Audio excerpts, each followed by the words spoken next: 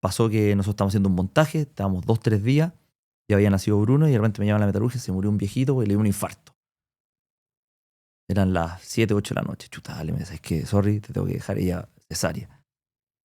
Me tuve que ir para allá, volví como a las 4-5 de la mañana. Entonces ahí a Lale me dijo, no, ¿sabes qué? Me voy de la casa de mis papás porque puta, me estoy dejando sola. Entonces, bueno, fue todo eso que tocó vivir. Bueno, literal la zona cero. Po. Sí, pues, entonces me tenía que cuidar, o sea, todo andaba con este alcohol gel por todos lados, le echaba todo, entonces... Ya no te quedan manos de sí, tanto ya, perdí hasta las huellas ya, entre tanto alcohol gel. Entonces, ahí llegó un momento, así como para hacer un resumen, que me di cuenta que esta cosa no tiene vuelta. ¿Y sabéis lo que me pasó? ¿Sentiste que te sacaste como un peso de la espalda? O sea, es impresionante lo feliz y cómo he avanzado y cómo he crecido en este tiempo. De ahí salió el podcast, de ahí he estado dando charlas. Como que se me abrió, me han llamado mucha gente para negocios, mucha gente para hacer cosas. Pues seguramente dentro de una empresa familiar, no, es que este ya está ahí, no va a salir y todo. No, y cada vez que le preguntan, tiene que ir al comité y no sé qué. Y producto de esto, yo creo que uno de los grandes desafíos que tiene la empresa familiar de aquí al futuro es ver cómo logras dar espacios adentro de la empresa familiar para el crecimiento individual de cada uno de los miembros. Hay personas que enfrentan lo que muchos evitan, que es cerrar una empresa con su apellido. Esta es una conversación sobre legado, espiritualidad y cómo incluso después de un mal tiro se puede volver con uno mejor. Gracias, Gianfranco, por compartirnos tu aprendizaje y por motivarnos a salir de nuestra zona de confort. Así que les doy la bienvenida a un nuevo episodio del Garage de Gonzalo, un espacio donde exploraremos la historia y el futuro de los negocios tradicionales, el arte de construir comunidad en Internet y la irrupción de la inteligencia artificial. Pero antes de partir, quería comentarles que existen miles de negocios cuyos dueños buscan quien los continúe. Se quieren retirar, no le quieren dejar el negocio a cualquiera y no tienen algún familiar que los siga. Hoy mi desafío personal es encontrar una empresa con estas características. Así que si eres uno de ellos o conoces a alguien que esté en esta situación, escríbeme. Además, en arreleo.com estamos construyendo la mayor comunidad de sucesión empresarial en Chile, donde iremos compartiendo nuestros aprendizajes y experiencias para que más negocios sigan vivos, generen empleo y continúen con su historia. Aprieta el botón suscribir y nos vemos en el episodio. Les aseguro que vale la pena. Gianfranco, gracias por venir al podcast. No, feliz de estar acá, Gonzalo. Muchas gracias por la invitación. Me siento como tú cuando estabas entrevistando a don Francisco. No. Siento que en cualquier minuto me va a empezar a hacer las preguntas de vuelta a mí y me va a dejar así. Patio. Oye, para la gente que no te conoce, cuéntanos un poco quién es Gianfranco Arrigoni y cómo entráis al mundo de las empresas familiares. Bueno, yo soy Gianfranco Arrigoni, estudié ingeniería civil en la Los Andes. Okay. Sí, okay. En la misma universidad estudiamos. Bueno, partí yo, Banco Penta, toda mi primera etapa laboral y después llegó un momento en el cual dije como que ya aprendí lo que quería aprender, porque yo al estudiar ingeniería civil no aprendemos mucho tanto de finanzas y dije, ya quiero aprender un par de cosas en el área financiera para estar preparado. Siempre uno tiene que manejar su plata o en algún momento tomar ciertas decisiones, saber cómo se maneja la compra-venta de acciones. Entonces me fui un poco a esa área. Y lo curioso es que en ingeniería nadie te enseña ni de finanzas personales, ni nada. A lo más tenés un ramo de finanzas. Sí. Entonces me fui para allá, aprendí. Y llegó un momento que dije como que noté que ya hasta aquí es. No, más adelante no me voy a sentir cómodo. Yo hablé con mi papá y mi papá me dijo, pucha, ¿por qué no te venía a trabajar con nosotros? Y ahí me dijo, déjame preguntar en el directorio, hay un cierto protocolo para ver si te aceptamos. Y ahí me dijo, oye, vente a trabajar con nosotros, ya está aprobado, está todo. Así que me fui a la metalúrgica. Partí en la metalúrgica, partí como ingeniero de mejoramiento continuo. Ahí metido en los procesos, en la parte como dura, ¿no? Me pusieron ese cargo para poder meterme en todas las áreas y que nadie preguntara por qué está acá, por qué está allá. Y eso era principalmente porque en la empresa no había como un plan de sucesión todavía instalado o una forma en que la familia pudiese ir desarrollándose como... No, o sea, teníamos ciertos protocolos de quién podía entrar y quién no podía entrar, pero no una vez que entraba, qué iba a hacer adentro. Entonces, pero sí, me acuerdo, me pusieron ese cargo y mi amigo me molestaba, me decía, oye, ¿qué ingeniero de mejoramiento continuo estáis pasando por ahí? Hoy está sucia la mesa ya, a limpiar. Entonces me molestaba porque era un cargo que yo no lo había escuchado nunca, pero al final me da libertad para estar en todos lados. Entonces, y ahí me mandaron al tiro a la parte de bodega, porque había algo medio raro. Sobre todo en las bodegas pasan siempre cosas de repente que algunos proveedores pagan un poquito para que los elijan a ellos. Entonces había algo medio raro. Entonces partí, lo primero que hice fue a hacer, me dije, había que hacer el inventario perno. Yeah. Eran 20.000, 30.000 pernos. Y dije, ya, yo me ofrezco. Estuve como 2 semanas contando pernos. Todos los días terminaba negro porque había que contar. Los que estaban cerrados no, pero los que estaban abiertos, contar perno a perno. Entonces, bueno, ahí aprendí un poco y ahí después me di cuenta que había algo. Entonces, al final, la persona que estaba a cargo de abastecimiento se terminó yendo por voluntad propia porque... Te pillamos, pues, compadre. Sí. Entonces, ya me quedé ahí y después llevaba como... Después me tomé ciertos temas de proyectos. Me acuerdo que teníamos un proyecto muy complejo. Al final lo logramos en sacar adelante, pero había que estar todos los días. Me acuerdo que teníamos que hacer, creo que 30, 40 vigas.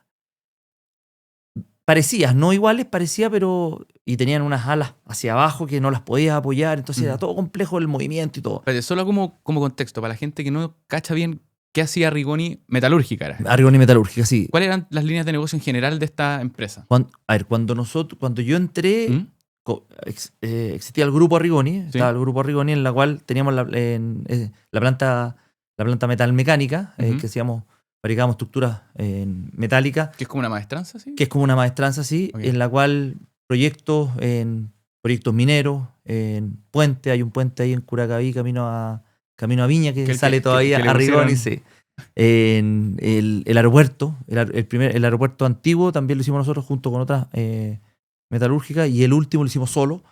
En proyectos mineros también, el Stockpile, Track Shop, todos los edificios en minería son, y la Torre Santa María 2 también lo hicimos nosotros, que es en estructura metálica. Es como lo más conocido, pero en temas mineros, yo creo que estamos casi todas las faenas mineras, hay una estructura de nosotros. Esa era el área metalmecánica. Después teníamos otra área que era Proindar, que fabricar grating industrial, parrillas de piso, todos estos pisos que uno va caminando al metro y se ve hacia abajo, completina. Teníamos eso, después la constructora, Arrigoni Ingeniería de Construcción, y otra área que era las concesiones. O sea, se armó un grupo en torno a todos estos negocios y que los fueron separando por unidades de negocio en empresa. Sí. Okay. Y en la parte de concesiones, en algún momento tuvimos la concesión del aeropuerto de Iquique, que duró un tiempo, después nos seguimos.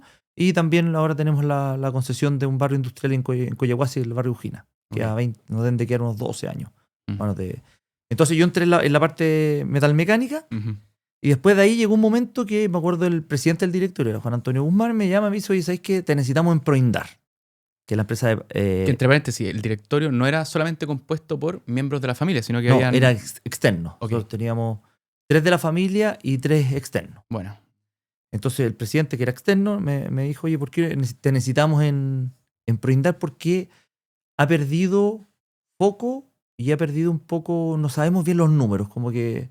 entonces, ayúdanos. Y hay una pregunta que el tiro me salta a la cabeza. ¿Cómo los dueños de una empresa o incluso el directorio no tienen claros los números de una compañía? Lo que pasa es que el gerente general...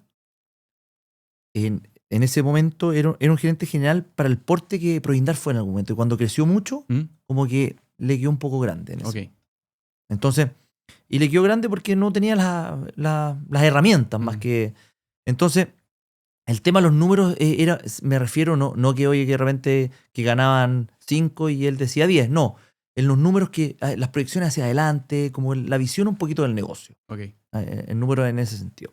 Entonces me fui para allá. Fui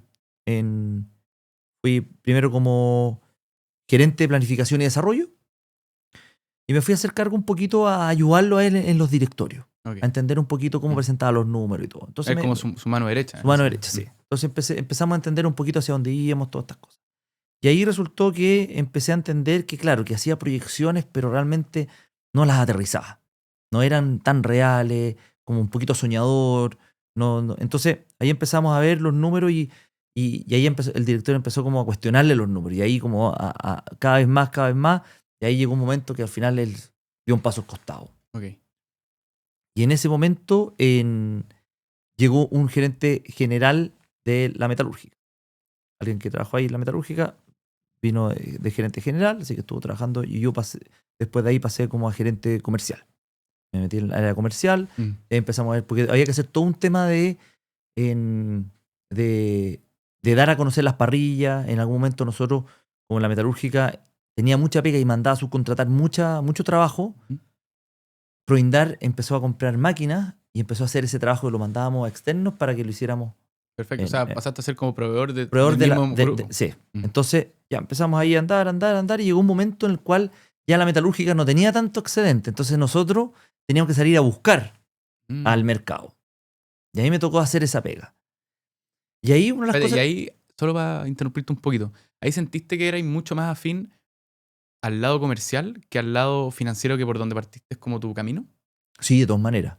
Como que tenéis Sí. mayor afinidad con este mundo de... Sí, de todas maneras. A ver, a mí los números me gustan en el sentido una buena brújula. de verlos, de la Excel. Yo soy bien... De hecho, en la oficina, mi equipo de repente me molesta porque soy muy toc de todo. Tiene que estar todo alineado, tiene que tener los puntos finales. O sea, de repente, oye, esta letra, este porte de letra no es igual a este. Y me dice, chuta, sí tenéis razón. ¿Cachai? Un ojo, pero no sé de dónde lo saqué, pero muy crítico. Entonces de repente me molesta. Oye, pero al final, eso, yo me acuerdo que... ¿Por qué me fue? Pues yo, al estudiar civil, nosotros teníamos que dar una tesis, hacer una tesis. Y... ¿Que puede ser una evaluación de una empresa o voy a hacer algo de investigación? Sí, yo hice investigación en ASA. Y la presentación, me preocupé que estuviera todo tan alineado, todo tan claro para que lo entendiera una persona. Me preocupé mucho de como el esqueleto, en el sentido de la historia de la secuencia, todo. Llegué, terminé y me dijeron, oye, la presentación, perfecto, te un 6.7, 6.5. No es el 7 porque tenéis falta de ortografía, tenéis no sé qué, Y ahí me quedó, chute, ¿cómo me caí en eso? Entonces me marcó eso y desde ahí que reviso todo. Reviso, la otra vez no me acuerdo quién llegó y yo estaba en la pantalla viendo un PowerPoint y algo que no me cuadraba y puse una regla para ver si estaba todo alineado. Así de, no, sí. ¿Cachai? Entonces de repente, y son cosas que las detecto al tiro. Entonces, y mucha gente me dice, oye, pero ¿por qué te vas al tiro lo malo? No, es que me voy para que todo quede bien. Entonces, me preocupo, no es que te ando buscando para pillarte, no, es que quiero que las cosas se hagan bien. Entonces siempre me voy a ir a lo malo para que lo arregle y después cuando lo presente esté todo bien. Entonces, yo era muy así. Entonces, estábamos producto de todo esto, llegó este gerente general de la metalúrgica, yo estaba en la parte comercial y bueno, en la parte comercial a mí me gusta esta cosa de las relaciones. Claro. O sea, ahí empecé a juntarme con la gente y todo. Y ahí logré entender que el tener una empresa que hace lo mismo que una grande, y nosotros en teoría teníamos que ir a mercados más chicos, constructoras, cosas así, no minería. Claro, porque si no empezaba a competir con... No, y más encima que también todos los estándares que te exigen es distinto. Nosotros entregábamos algo de calidad, pero nada que ver a lo que te pide una minera, que son papel y papel y papel. Que la gente esté certificado hasta para ir a la NASA en la minería, aquí no. ¿Y qué es lo que nos fue pasando? Que la industria nos tomaba todo como igual. Entonces pagaban poco, pero te exigían que fuera casi estándar a Rigoni en el sentido de todo lo que entrega la metalúrgica. Entonces ahí empezamos a tener conflictos. Y ahí en algún momento yo me dije, esto no está bien. Y por un lado, estábamos descuidando las parrillas, que era el pan con mantequilla, era lo que nos daba realmente. Entonces, yo me acuerdo que llegó un momento en el que ya habían pasado 2 gerentes generales, en varios de cuando iban a cambiar al gerente general, yo siempre dije, oye, me van a nombrar a mí. Pero no, te pasaba otro. Dije, ya, ahora sí que yo nunca esto lo conversaba con nadie, pero yo en mi cabeza dije, no, ¿sabéis qué? No me van a nombrar a mí, chuta, otro. Bueno, y al final no me nombraron. Entonces pasaron 2 gerentes, llegó me acuerdo, en uno de los gerentes, estábamos ahí todo eso. Y era la época que va a ser quizás gerente general tenéis que esperar, no sé, 15 años o 20 años que se muriera, porque claro, esos periodos como largos. Claro, yo ahí tenía 31, 32. Entonces, y llegó un momento en el cual se empezaron a tomar decisiones productivas que no me parecían a mí. Distintas cosas ponían a la gente en lugares que realmente no eran los idóneos, no era para potenciar a esa persona tenía más potencial por aquí y por allá. Llegó un momento y dije, oye, ¿sabes qué? Esta cosa hay que hacer cambios y cambios drásticos. Entonces me acerqué a mi papá y unos tíos, y le dije, oye, ¿sabes qué? Hay que cambiar al gerente general. ¿Te preguntaron en ese momento? Porque falta visión, todo. Ya, pero ¿a quién ponemos? Y le dije, yo. Ya, fuiste, tomaste iniciativa y alzaste la mano. Sí, yo, pero tú no estás preparado. Un tío me dijo, oye, pero tú no tenés que manejar flujo de caja, tenés que esto, tenés que otro. Y dije, ya, pero bueno, aprendo y los tengo ustedes. Por último, les pregunto a ustedes. Ya, ¿sabéis qué más? Ya. Entonces, tomé la gerencia general, esto era a los 33. Tomé la gerencia general y ahí empecé a hacer los cambios. Sacamos la estructura metálica, la eliminamos. No vamos a hacer estructura metálica y nos vamos a enfocar 100% en las parrillas de piso y vamos a potenciar las parrillas de piso. ¿Sabéis quién estuvo acá en el podcast y dijo una cuestión muy, muy similar? El Jorge Odé, que escaló la empresa familiar, la Lorenzo Di Ponti, y decía, preocúpate de hacer lo que ya haces, mucho de eso, y después bien. Y haz eso por un periodo de tiempo lo suficientemente importante para que logres consolidar la compañía. Y después abre otros negocios. Quizás eso fue lo mismo que te pasó a ti. Claro. Estaban como el que mucho abarca, poco aprieta. Sí. Es que lo que pasa es que en temas de volúmenes, sobre todo de proyecto, la estructura metálica era mucho más grande que las parrillas. Pero al final no estábamos ganando plata, estábamos perdiendo plata.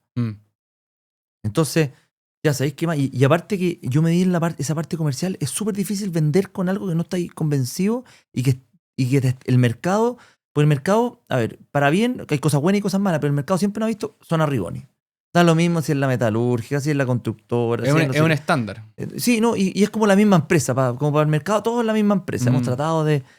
Pero no, todo no. Entonces, al final, claro, varias constructoras habían hecho proyectos mineros con nosotros, que eran otros estándar, pero también las constructoras querían ahí bailar de la linda nomás. No, yo quiero este estándar, pero pagando menos que... Claro. ¿Cachai? Claro. Entonces eso no. Y después tenía que salir a vender algo que al final ni siquiera te dejaba margen. No, te dejaba margen, no. Y como era tan grande esto, se descuidaban las parrillas. Y teníamos problemas de las parrillas, reclamos los clientes, estábamos perdiendo en... ¿cómo se llama? Nosotros siempre trabajamos en proyectar con distribuidores. Los distribuidores estábamos mal atendidos, nos estaban reclamando. Y tú dijiste, oye, tenemos que volver al centro de lo que hacíamos y hacerlo bien. Sí. Entonces, oye, pero es que compraron las máquinas, que no, es que se tiene que hacer así. Ya, entonces hicimos eso, nos dedicamos a las parrillas y nos enfocamos en las parrillas, nosotros promovimos al mercado, o sea, al Instituto Chileno del Acero, el ICHA, para que se hiciera una norma de parrilla. Nosotros siempre estábamos con las parrillas norteamericanas, que es la NAM. Y después de eso, buscamos a todos los que fabrican parrillas, todos los que estaban involucrados en el mercado, y hagamos una norma para normalizar esto. Porque ¿qué es lo que pasa? Llega todo de China, no cumpliendo la norma, porque los chinos son vivos. Pues, eso, al final, eso te iba a preguntar. Los chinos, conquistan. Sí, pero conquistan el mundo y todo, pues son pillos. Pues si tú no estás ahí atento, pues te pasan gato por liebre. Entonces, y la única manera de competirle, entre comillas, a los chinos en estos temas de fabricación es con estándares y con normas. Lo que pasa es que ¿qué es lo que nos pasa a nosotros? Que tú tienes que nivelar la cancha. ¿Qué quiere decir nivelar la cancha? Si a ti te exigen todo lo que te exigen, exígelo para afuera también. Correcto. Entonces se hace mucha vista gorda de lo que llega de China, porque también dicen, pucha, no les vamos a poner presión a los chinos porque nos compran el cobre, nos cobran el litio. Entonces hay mucha desigualdad. ¿Cuánto hemos peleado para que las normas chilenas se cumplan afuera? Entonces, es como una especie de hipotecamos la industria local a cambio que nos compren lo que producimos, así como el grueso del PIB en Chile. ¿Cachai? Claro, entonces hay que nivelar esa cancha. Entonces, ¿qué pasa? Que en el distanciamiento entre pletinas, cuando las pletinas tienen 5 milímetros, son a eje, o sea, al centro de la pletina. Y los chinos hacen esa distancia a borde. ¿Qué quiere decir? Que en un panel, en vez de tener 33 pletinas, que era lo que tenía que tener, tenían 27. Entonces un panel, cuando un cliente compra un panel, oye, pero el chino es mucho más barato. Lógico, si tiene menos peso. Y no cumple la norma. Entonces después llegan, oye, esta parrilla está pandeada. Pero esta es China. No resiste lo que tiene que resistir. Entonces, por eso que hicimos esta norma, la promovimos, capacitamos, porque también el mundo de las parrillas de piso es muy desconocido. Nosotros fuimos a empresas de ingeniería, pero ingeniería los gallos, pero capoca. No tenían ni idea cómo funcionaba la parrilla de piso. No tenían ni idea cómo instalarla. No tenían ni idea cómo detallarla para que tú después la instales, porque siempre el sentido de la pletina tiene que ir, el sentido de la pletina tiene que ir en el lugar más corto, que es donde hace la fuerza. Pues si tú la haces en el largo, después se va a pandear porque el alambrón que sujeta las pletinas es la que va a hacer la carga. Entonces, un sinfín de cosas que fuimos capacitando al mercado, capacitando a la industria para que realmente uno dice, oye, pero ¿por qué estás capacitando si es como tu secreto? No, porque hay que capacitar para que vean lo que realmente tienen que exigirle al producto. No. Para que vean que es un producto de calidad, para que vean que... Para Tú que estás después... como tratando de abrir el mercado y abrir los estándares versus lo que se hacía antiguamente en los negocios, que era como, no, si tú tenés tu técnica y tu forma Sí, en po. particular, no lo digáis nomás, porque nos van a copiar. Sí, po. ¿Y cómo Entonces, resultó eso? súper bueno porque al final nos vieron como un referente. Donde tú en uno de los... En uno de estos del... Codelco cuando... Me olvidó el nombre técnico, pero Codelco cuando tiene ciertas cosas sacan como un capítulo Okay. de temas fatales y todo eso. Y hubo un fatal por un tema de una parrilla, por un piso industrial. No era una parrilla, un piso industrial, que era una plancha de manta. Y nosotros les ayudamos a ellos a armar ese capítulo con respecto a seguridad. De hecho, hasta ocuparon nuestras fotos. Con todas nuestras fotos, nosotros dimos la autorización y todo, porque estamos aportando Sí, a que la seguridad sea más alta y que cuando alguien vaya a instalar una parrilla sepa cómo instalarla. O sea, en un minuto ya pasaron a ser la norma de la industria eran ustedes. Sí, o sea, sin duda. Mm. Sin duda, sin duda. Nosotros estábamos siempre preocupados de que el mercado supiera los estándares, Y las mejores tanto prácticas. de las mejores prácticas de seguridad, de instalación, de todo. De dimensionado, que hay que saber cómo dimensionar, cómo cortar, en qué dirección. O sea, tiene toda una ciencia que una renta dice, oye, un piso, pero ha muerto gente porque no lo ha instalado bien. Sí, po. No le ha puesto las fijaciones correctas, las sueldas en vez de ponerle, ¿cómo se llaman? Los clips de fijación. Mm. Un sinfín de cosas que fuimos... Entonces, realmente ahí cambiamos, bueno, hicimos algunos cambios en el equipo, todo, y la empresa empezó a andar súper bien. Empezó a andar bien, números azules, empezamos Te a quería pagar. preguntar, ¿qué decía tu papá? ¿Está en el directorio? Sí, mi papá y tíos y... ¿Tu tío? No, ¿ya no? No, ya Ok, no está. porque ellos eran los fundadores Sí, iniciales. sí. Y la otra parte del directorio, ¿cómo ellos recibían a este Gianfranco que se hizo cargo de la compañía, encontró esta beta, la dirigió hacia allá y más encima le sacó los números azules? ¿Qué decían? A ver, yo creo que tampoco son mucho de decir mucho, Mm. pero yo creo que estaban contentos. Y al final, y no era que yo lo hice, sino que hay todo un equipo detrás. Solamente a mí me tocó liderarlo. Tú tienes que liderar A mí me tocó liderarlo, pero había gente técnica que sabía mucho más que yo. O sea, al final uno como líder tiene que preocuparse de rodearse de gente mucho más capa que uno y uno saber dirigirla. Al final, ese es un poco el saber dirigir, saber motivar hacia dónde uno quiere ir y también dar la estrategia. ¿Y cuándo, en este camino dentro de la empresa familiar, cuándo se genera el momento en que empiezan a decidir, oye, hay que cerrar esta cuestión? Que es el otro. Ya. Nosotros estábamos. Lo que pasa es que ahí, cuando yo estaba en Proindar también, surgieron 2 emprendimientos dentro de Proindar. Pero así como familiares o tuyos. Familiares. Ok. Familiares. Y en familiares, pero los impulsamos una prima y yo, la Sofía. Ujú. Los impulsamos los dos, sobre todo Arrigón Ambiental y Arrigón Ambiental NFU, que es la planta de reciclaje neumático. Sí. Y Arrigón Ambiental hace bodegas de sustancias de almacenamiento. Que a vista de la familia y el negocio tradicional, irse o enfocarse a la parte ambiental era como, ¿qué están haciendo? Sí, no, sí. Ahí en algún momento, nosotros cuando partimos este proyecto fue el 2015. Lo conversamos en un ¿cómo se llama? En un matrimonio. Sí. Mi prima se acerca y me dice, oye, ¿sabéis que está saliendo este decreto supremo para almacenamiento de sustancias y residuos peligrosos? Y aquí hay una oportunidad. Y este insight lo tenía porque me imagino que era abogado. Abogada, sí. Andaba mirando las normas. Sí, entonces, ¿por qué no se ella trabajaba en otro lado? Yo estaba trabajando en el grupo. Pero estaba con la inquietud de hacer algo. Sí. Entonces me dice, uy, ¿sabes qué me parece buena idea? Entonces, ¿qué fue lo que hicimos nosotros? Estudiamos eso y dijimos, ya, esto se ve mucho más grande de lo que creemos, entonces fuimos a los accionistas, no, a los accionistas, a los 9 primos, que son la segunda generación, y le dijimos, oye, tenemos este proyecto y todo, y al principio le dije, oye, usted, qué hippie, tema ambiental, hagamos lo que siempre hemos sabido hacer, déjense molestar, y todo. Insistimos, y nos conseguimos un financiamiento para estudiar, la Sofía algo más de abogado y yo algo más de gestión, diplomado en tema de ambiental. Y por otro lado, ir a una feria. En esa me tocó ir a mí porque justo la Sofía quedó esperando guagua, no pudo viajar en esa. Y fuimos a una feria en Italia, en Rimini, y ahí fue la primera vez que yo vi un reciclaje de neumáticos, pero chipeado.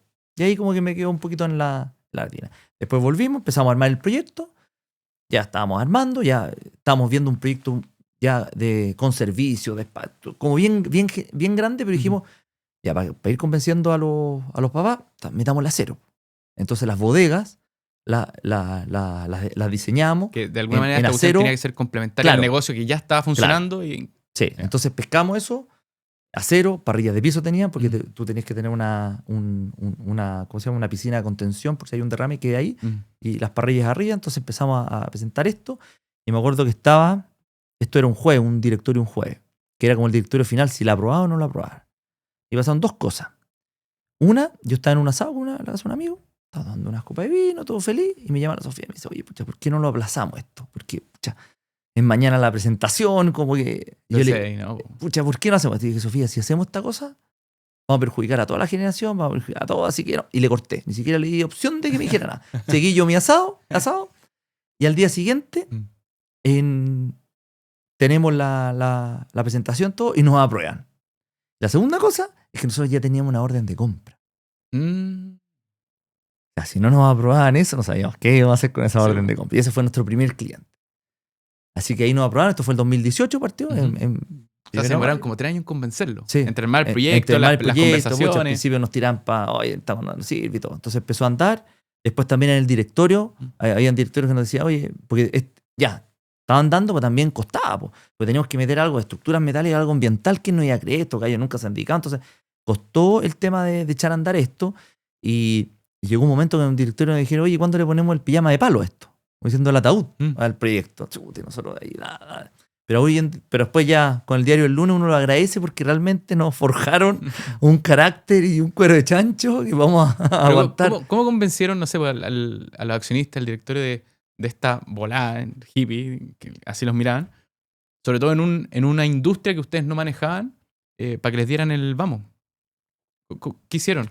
Yo creo que le pusimos tanto empeño que ellos vieron que había convicción. Que había convicción, que le poníamos empeño y le dábamos, y no amortillaban, y nosotros le dábamos, que al final dijimos, ¿sabes qué más? Era una prueba. Sí.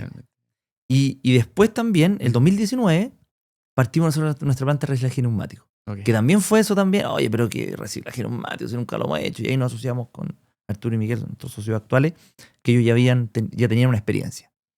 Entonces, ya teníamos estos dos emprendimientos adentro. Espérate, entre paréntesis, tampoco me imagino que de haber sido una mega planta, porque en algún minuto dijeron, oye, Chile es súper largo, entonces vamos a tener que hacer quizás varias plantitas. Sí. ¿No? Sí. Nosotros hicimos primero un proyecto que era más un proyecto piloto, para entender bien.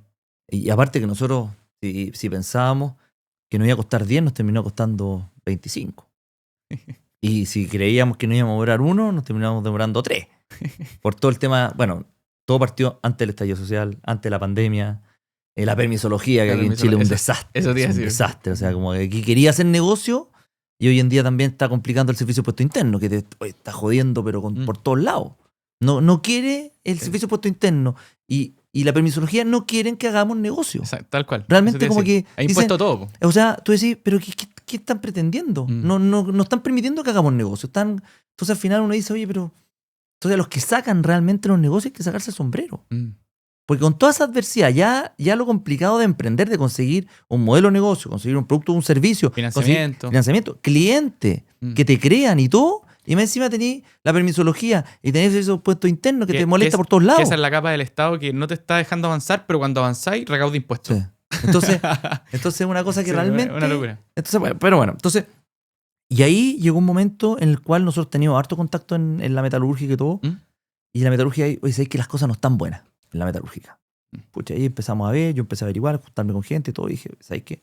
Me volví a juntar con mi papá y mis tíos. Pero no erais como gerente del grupo. Pues no, yo era gerente de Proindar. Claro, de una sí. Y aún así te diste cuenta que como que el todo está como inestable. No, la metalúrgica. Ok. La metalúrgica, que es otra empresa. Entonces, me junté con mi papá, me junté con mis tíos, y le dije, oye, ya, pero es que lo que pasa es que ya han pasado muchos gerentes generales en la metalúrgica. Y yo dije, me ofrezco yo. Si ni una gerencia me ha llegado. Oye, sabes que te la merecí, me la he tenido que tomar. El que la sigue la consigue. Sí, entonces llegué y ahí me acuerdo un tío me dice, oye, sí, pero para primero galopar tenés que saber caminar. Entonces yo dije, ya. De nuevo, ya, ahí tiran bajo. Ya. Rato el pobre Gianfranco. Ya, entonces dije, ya, ¿sabéis qué más? Ya, filo. Listo, sí, con Proindar, todo eso. Y después veíamos que ya la cosa ya era el 2020. La cosa estaba más o menos. Tuvo la pandemia. Un poquito antes de la pandemia. Ya. Estaba ahí, tipo, esto no me acuerdo si era marzo, por ahí. Marzo. Pero ya, estaba ahí, ya nos estábamos comiendo el estallido. Po. Sí. Entonces dije, ¿sabéis qué? Esta es la última oportunidad que me ofrezco. Y ahí mi papá me dijo pero ahora me estoy ofreciendo para ir a la guerra, porque esto para ir a la guerra y para salirme de mi zona de confort. Pues yo estaba guaguito ahí en Provincia. No quiere decir que todo fácil, no, pero ya lo manejaba. Pero tenía ya manejaba todo. Entonces dije, esta es la última que me ofrezco. Mi papá me dijo, yo me abstengo porque encuentro un suicidio. Entonces, y ahí ya, ¿sabes qué? Decidieron que sí y me fui. Y llegué en abril, creo, en la metalurgia. En abril, nosotros, hacer empresa esencial, tuvimos que hacer todos los papeles para seguir operando. Sí. Había que sumarle que la Ale, mi señora, estaba esperando a Bruno, mi primer hijo, que nació en julio. Entonces, ahí me tocó, llegamos en un momento, nosotros teníamos alrededor como unas 550 personas trabajando, y un día llegamos a tener 175 personas fuera por contacto estrecho, COVID, todas esas cosas. Entonces ahí... Y es imposible adaptar rápidamente la operación de una compañía para cosas de ese estilo. O sea, que de un día para otro te falten, no sé, 100 personas, se te desarma. Sí. Entonces la operación es una locura. Los clientes seguían exigiendo hoy el tema del... estábamos todavía ahí haciendo el aeropuerto, teníamos proyectos mineros. Entonces creamos un comité de crisis. Ahí empezamos a ver todos estos temas, teníamos que pegar los letreros, el amonio cuaternario, las mascarillas, esto, lo otro, dar charlas. Yo me tenía que dar las charlas, dábamos las charlas toda la semana. Toda la semana nos juntamos con la gente para ver todo esto. Yo llegaba a mi casa, me empelotaba en la entrada del departamento, metía la ropa en la lavadora y me iba a duchar. Y después veía a Lale, porque estaba esperando guagua, no lo podía contagiar. Entonces, bueno, nació Bruno. Me tocó trabajar también en la clínica. Lale me dijo, oye, pero para el tonteo, para no decir francés. Pero, entonces y dije, ya, sí, pero espérate. Pasó que nosotros estábamos haciendo un montaje, estábamos 2-3 días, ya había nacido Bruno y de repente me llaman a la metalurgia, se murió un viejito y le dio un infarto. Eran las 7-8 de la noche. Chuta, dale, me dice, es que, sorry, te tengo que dejar, ella cesárea. Me tuve que ir para allá, volví como a las 4-5 de la mañana. Entonces ahí Lale me dijo, no, ¿sabes qué? Me voy de la casa de mis papás porque puta, me estoy dejando sola. Entonces, bueno, fue todo eso que tocó vivir. Bueno, literal la zona cero. Sí, pues, entonces me tenía que cuidar, o sea, todo. Andaba con este alcohol gel por todos lados, le echaba todo, entonces... Ya no te quedan manos de sí, ya, perdí hasta las huellas ya, entre tanto alcohol gel. Entonces, ahí llegó un momento, así como para hacer un resumen, que me di cuenta que esta cosa no tiene vuelta. Por la cultura, por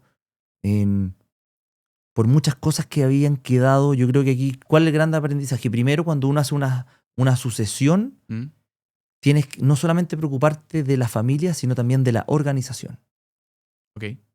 ¿Por qué? Porque en la metalúrgica estaban muy acostumbrados a que hubiera un Arrigoni. Si no hubiera un Arrigoni, no trabajaba pues llegaba un Arrigoni y todos se ponían a trabajar como que, porque la familia la queremos. Pero si hubiera un Arrigoni, y dejan de trabajar.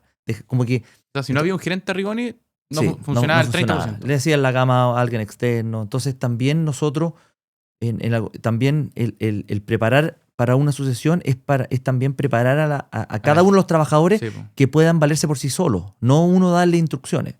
Yo me acuerdo de mi tío Roberto, que tenía a alguien abajo, le decía, oye, ya, haz esto, y después de terminar, ya, don Roberto, ¿qué hago ahora? Haz esto. Entonces se fue, y después, ¿qué hago? Nadie sabía cómo pensar por sí mismo. Claro, entonces, y tomar decisiones. Entonces, la no toma de decisiones te termina atrasando todo, te termina sacando malos productos de forma atrasada. Entonces, en las empresas familiares no solamente hay que hacer sucesión con la familia, sino también con la organización. Hay que saber prepararla con procesos, con toma de decisiones. O sea, realmente profesionalizarla, pero profesionalizarla desde abajo. No profesionalizar el tema corporativo y los gerentes, no, desde abajo.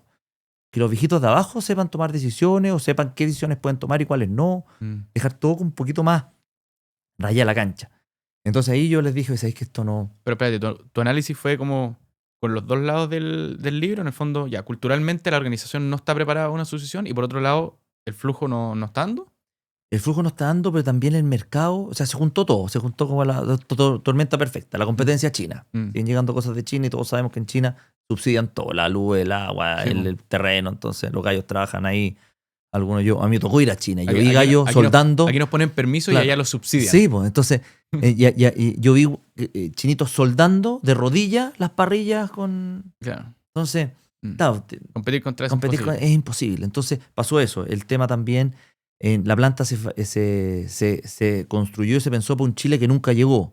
Porque después también con todos los gobiernos que hemos tenido, nefasto. El 5% era un sueño. Entonces, al final... nadie invertía acá en Chile. Entonces los proyectos mineros solamente hacían ampliaciones o mejoras. Claro. Entonces teníamos una planta que no servía para acá. Entonces ahí, bueno, y ahí cuando la cerramos, cómo la cerramos, todo ya. Se tomó la decisión, hay que cerrarla. Y ahí me tocó a mí el 2023, el 3 de enero me acuerdo, pues yo estoy de cumpleaños el 5 y dije, ni cagándome, me cago en mi cumpleaños. Así que el 3 de enero me tocó contarle a toda la gente. Y cerrar el proceso de cierre de una compañía, me imagino que es igual o más difícil que abrirla, pero a eso tenés que agregarle el componente emocional, porque tenés mucha gente y finalmente somos seres humanos. O sea, está bien, podemos mirar el Excel y decir, bueno, puta, no dio en el buen francés. Pero esta cuestión es decirle a la gente, no hay más trabajo. Sí. No, fue duro ese día, me acuerdo, para contarle a la gente. Fíjate, contarle a la gente ahí, parado, me acuerdo, en la mañana, con micrófono, todo ahí, y todo. Entonces, fue duro todo el proceso. Aprendí mucho porque es algo que el cuero chancho también lo tengo más grueso y también lo otro que rescato es el equipo. El equipo a mí me ayudó un montón. El equipo, hay 10, 15 personas que se quedaron conmigo hasta el final, hasta cerrar hasta el último, y eso se lo agradezco hasta el día de hoy. Porque realmente no me dejaron botado de partida primero y realmente fuimos tomando todos los puntos. Imagínate, tuvimos que hablar con bancos, con proveedores, con los clientes, con la gente. El sindicato también se portó excelente con nosotros. Entonces, manejar a la gente, ver cuál es la forma más fácil, a quién vamos despidiendo, desvinculando. También tuvimos que vivir, porque algunos nos demandaban. Sí, pues. Por el tema. Entre 500 y tantas personas. Entonces nos demandaban. Entonces, también preparar los casos. Ganamos todos. Todos los casos los ganamos. Que además eso no es común. No es común. Pero si no es necesidad de la empresa en este momento, entonces yo no le atribuyo a la gente. O sea, al final son todos estos zánganos de abogados que están ahí hinchando para demandar.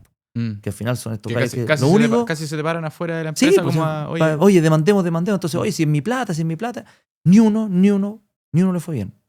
No le fue bien. Y ahí, bueno, con la ayuda del sindicato, que se quedó hasta el final, nos ayudó en todo. Entonces, todo ese aprendizaje, el remate de las máquinas, ordenar el tema de ¿cómo se llama? De toda la materia prima que íbamos vendiendo. O sea, todo el equipo que ahí se portó un 7, tuvimos problemas, todo, pero, qué locura, pero supimos salir adelante. Entonces, después de todo eso, entre tanto yo ahí, me quedo, no me quedo, todo, ¿Y a dónde te iba a quedar?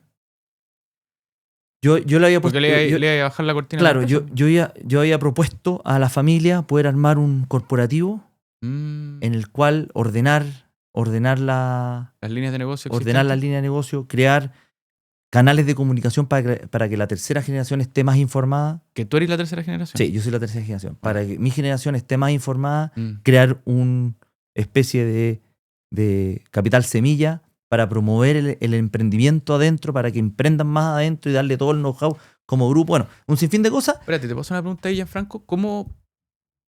¿Por qué llegaste a esa visión? ¿De dónde sacaste eso? Porque eso es muy del mundo contemporáneo. No es de la cultura de ellos. Es que lo que pasa fue cosas que fui viendo, porque, a ver, ¿cuál es el mayor aprendizaje de emprender dentro de la familia? Es dejar las reglas claras. Okay. ¿Por qué? Porque nosotros creamos una empresa de cero, como es Arrigón Ambiental. Sí, ¿ya? Y ahí dejar las reglas claras. Sabéis que yo voy con este porcentaje, estas son mis condiciones. Porque en algún momento dijimos, no, después nos van a... Y llegó el momento que le fue tan bien que después, oye, no, pero ¿cómo vaya a tener un porcentaje si tú estás ahí trabajando acá? Te pagábamos el sueldo cuando tú emprendiste. Entonces, entonces al final... Sí, todo estos aprendizajes tú dijiste, claro, ¿cómo los materializo en reglas generales? Tiene razón que, claro, que yo cuando creamos Arrigón Ambiental, claro, teníamos un sueldo y todo. Pero ¿sabes lo que es crear una empresa? Una locura. Crearla desde cero, posicionarla en el mercado. Fue tanto la posición que hicimos en el mercado que cuando cerramos la metalúrgica pasó desapercibido en el mercado. pues estaban todos con la reunión ambiental, con la planta de reciclaje neumático. A nuestros papás cuando iban a las reuniones les preguntaban por ambiental y por la planta de reciclaje neumático, no por las otras. No era entendido nada. Entonces, por eso yo quería crear este fondo semilla con todas las condiciones claras. Si un primo venía y quería hacer un negocio, ya, tú te quedas ahí con X porcentaje, nosotros como que ponemos la plata como familia con tanto, así. Perfecto. ¿Cachai? Porque eso es lo más importante, porque al final uno se siente, pucha, que injusto. Entonces, por varias de estas cosas. O sea, tú pensaste en tus primos en ese minuto. Como siempre, en toda tu tercera generación, pensando en como todos los aprendizajes de, mira, yo salté de acá para allá, vi que partir una empresa de cero era así. Bueno, como yo, en el fondo, lo que hablábamos antes, establezco reglas generales para que cualquier primo que pueda traer una oportunidad al grupo no se vaya para otra parte y capitalicemos aquí, sí. Aprovechando nuestras economías de escala y nuestro aprendizaje. Toda mi vida he tomado decisiones en el bien común, porque el irme a la metalúrgica era un suicidio. Pero yo dije, es lo que me toca, lo que tengo que hacer. Si no lo hago yo, no lo va a hacer nadie. Y de hecho, en algún momento se lo apuntó un primo y dijo, no, yo ni cagando me meto ahí. Entonces, era lo que yo siempre tomé todas las decisiones. No, y además nadie te pedía nada nunca. No, nadie me pedía nada. Este es el factor común de toda la historia. Nadie te pidió ser gerente general, pues lo fuiste a buscar. Nadie te pidió ser después el que se hizo cargo de la metalúrgica, lo fuiste a buscar. Y fuiste a buscar también este modelo de poder crear un corporativo y fomentar el emprendimiento familiar, ¿cachai? Qué mejor que juntar toda la inteligencia de la familia y poder potenciarla en un grupo y darle nosotros todo el apoyo, el back office que tenemos para eso. ¿Y esa visión es tuya propia o alguien te la alimentó, alguien te la cultivó? ¿Lo viste en alguna parte? Lo conversé de repente con algunos primos, pero esa era mi idea, esa era como... Porque al final, una de las fortalezas que tengo yo que logro ver de repente un poquito más desde arriba, ciertas cosas, como que en el tema analítico que me ha dado, no sé si la carrera, desde chico, todo lo que me ha tocado vivir, en el tema analítico como que lo tengo bien potenciado. Entonces empecé a ver todos estos temas y dije, ya, ¿cómo podemos unir todo esto? ¿Cómo podemos promover y que no me pase, que no le pase al resto lo que me terminó pasando a mí? Porque al final nunca terminamos teniendo un porcentaje de reunión mental. Que es algo que creamos desde cero. Entonces, bueno, presenté todo esto y nunca llegamos a acuerdo. Entonces, y ahí que sí, que no, que todo esto. Entonces, ahí ahora me voy al 2023, un poquito antes, que yo fui a un curso en Disney. Estuve una semana viendo la cultura de Disney. Estuve ahí con mi prima y también fue mi actual socio ahora, en Soji. Y ahí lo más importante de todo eso es que Disney tiene todo, ¿cómo se llama? Ha tenido todo el éxito, sin dejar de lado todas las cosas que han hecho ahora último, que ahora se están retrocediendo, porque al final no es que ellos tienen un propósito claro y en base a ese propósito tienen sus estándares de calidad, contratan y toman decisiones día a día. Y el propósito es crear momentos de felicidad. Que es lo más difícil muchas veces en las organizaciones y en la vida personal de uno, como ¿por qué estoy acá y por qué estoy haciendo lo que estoy haciendo? ¿Cachai? Sí. Entonces, y eso te dirige todo lo que viene después. Sí. Y tú te fuiste con ese aprendizaje de Disney y decir, estos que ya saben muy claro hacia dónde van, y como tienen claro hacia dónde van, saben tomar decisiones más o menos fáciles. Sí. Entonces, ¿qué fue lo que hice yo? Llegué a Chile y dije, esta cosa hay que hacerlo a la empresa. Cae cajón. Pero, si voy a sacar el propósito de la empresa, ¿cuál es el mío? Partamos por casa. Sí, Entonces ahí dije, ya. Que es súper difícil. ¿Cómo saco mi propósito? ¿Qué hago? Entonces, yo tengo unos amigos, Francisco y Diego Araya, que tienen B-Magnetic. Y ellos nos presentaron el curso de Disney y todo. Y le dije, ya, mira, oye, súper bueno el curso de Disney y todo, pero me tenéis que ayudar a solucionar la otra mitad, po. ¿Cómo encuentro mi propósito? Y ellos siempre han trabajado con el propósito de la empresa, no de la persona. Y dije, oye, pero ¿cómo? Ya sabéis que más déjame que lo van a ver con el equipo. Y lo ven con el equipo y me ayudaron a sacar mi propósito.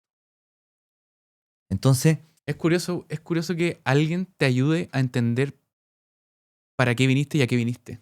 Lo que pasa es que es una metodología en la cual ellos, ¿qué fueron? Me mandaron 20 preguntas. Y esas 20 preguntas me han demorado casi 2 horas y media, porque me dijeron, contéstala, pero a corazón, aunque llorí. Y me pegué sus lloras también en varias. Entonces, contesté todo eso, así, pero a corazón abierto. Y en base a ahí, me entregaron un PDF con todo el análisis de distintas cosas y con mi propósito. Entonces, mi propósito claro, pero no tan claro porque tenía que trabajarlo. Porque además se va como revelando en la medida que vais tomando acción sobre ese propósito inicial que tú creéis que es. Entonces, mi propósito es conectar conmigo para conectar con el otro. Entonces, tenía que conectar conmigo. Ese es como el primer... ¿Y qué tenía que hacer? Es conocerme. Para tú conectarte con alguien, tenés que conocerlo. Tenés que... Entonces, si yo quiero conectar con la demás gente, tengo que conocerme a mí mismo. ¿Quién soy yo? ¿Qué es lo que me gusta? Sí, pues, y en ese minuto, ¿qué era lo que te faltaba que no te conocías a ti mismo? No, que no me conocía nada. Uno vive en un... El piloto automático ahí. Piloto automático. Tenía emociones y ya la tuviste y seguís. Pues no pensáis, chuta, ¿por qué tuve esta emoción? ¿O por qué hice esto? ¿Por qué no hice...? Uno le da y le da y le da. Entonces ahí, con una coach he estado trabajando desde ahí hasta ahora. Entonces he ido trabajando y ido conociendo, sacándome las caretas. Porque al final uno termina teniendo caretas por cómo te criaron tus papás, tus hermanos, tus profesores, tus amigos, Eres la combinación de todas esas experiencias. De todas estas cosas. Pero al final es como que... Y ahora que yo soy papá, claro, uno realmente trata de lo mejor para los niños, sin duda. Y mis papás también siempre han querido lo mejor. Pero de repente, pucha, esta persona va para allá y tú querés que vaya para allá. Cuando te dicen, oye, estudia comercial o estudia civil, no estudié esto, no estudié esto. No, yo no creo que otras carreras hubiera estudiado. No es que ahora digo, oye, debería haber sido abogado. No. Pero sí, ahora me he dado cuenta que realmente a mí me gusta conectar con las personas, me gusta poder transmitir todo lo que he aprendido de distinta manera. Entonces, todo esto, lo que estoy haciendo... No me quiero adelantar, pero en parte por eso hoy día también eres podcaster. Sí. Entrevistaste a Francisco. Sí. Sí, entonces, todo esto me ha ayudado a mí a conocerme. Sí. Y dentro de las cosas que aprendí es que uno es 100% responsable de lo que te pasa. Eso es como estoicismo. Lo que pasa, ¿sabéis por qué? Porque si el momento que yo entendí eso, yo dije, tengo que salir de la empresa familiar. Porque yo estoy como estoy, no por culpa de tíos, primos. No, es porque tú estás pensando hacia allá y la familia va hacia allá. Es porque yo sigo acá. ¿Por qué sigo acá? Si me pasó ¿por qué sigo? Entonces dije, ya, tengo que ahora tomar mis decisiones. Qué fuerte esa revelación así como... Mis decisiones, ¿cachai? Entonces dije, ya, y ahí, ¿sabéis qué? Nos vamos de la empresa familiar. O sea, me voy de la empresa familiar. Entonces, bueno, después hubo un tema de retención, pero al final, y me fui. Pero sí, tenía que terminar el cierre completo de la metalúrgica, sí, todo eso, que lo terminé en agosto del año pasado. Entonces, salí y claro, estoy armando el negocio con Soji, tengo el tema de la planta de reciclaje neumático, porque esa empresa, yo soy dueño de una parte, entonces estoy como presidente ejecutivo, pero me salí completamente del grupo. ¿Y sabéis lo que me pasó? ¿Sentiste que te sacaste como un peso de la espalda? O sea, es impresionante lo feliz y cómo he avanzado y cómo he crecido en este tiempo. De ahí salió el podcast, de ahí he estado dando charlas. Como que se me abrió, me han llamado mucha gente para negocios, mucha gente para hacer cosas. Pues seguramente dentro de una empresa familiar, no, es que este ya está ahí, no va a salir y todo. No, y cada vez que le preguntan, tiene que ir al comité y no sé qué. Y producto de esto, yo creo que uno de los grandes desafíos que tiene la empresa familiar de aquí al futuro es ver cómo logras dar espacios adentro de la empresa familiar para el crecimiento individual de cada uno de los miembros.